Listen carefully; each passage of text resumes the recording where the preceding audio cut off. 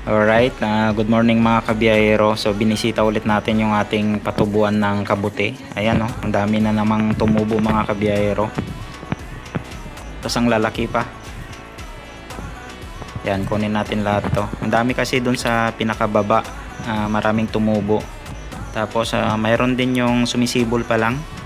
So pwede rin natin yan i-harvest bukas or mamayang hapon.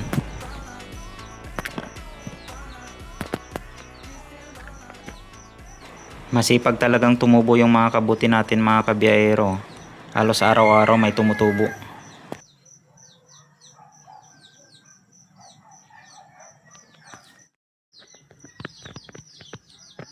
Ano na naman kaya yung luto na gagawin natin dito mga kabiyahero? Ayan oh, ang dami.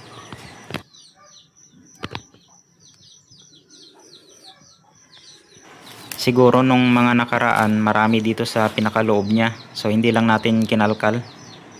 So ang dami pala dito sa pinakababa niya mga kabiyahero.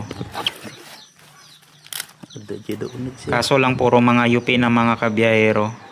Naiipit kasi dun sa pinakababa. So dapat pala nito manipis lang yung pagkalagay natin ng nabubulok na puno ng nyug. Para mas malawak sana yung nagawa nating patubuan. Ito may mga malilit na sumisibol pa lang. So i-check natin yan mamayang hapon kung bumuka na siya or bukas ng umaga. Ayan, magdinengding ulit tayo mga kabiyahero. So lalagyan natin siya ng ampalaya, daon ng ampalaya. So hanggang dito na lang yung video natin guys. Maraming salamat.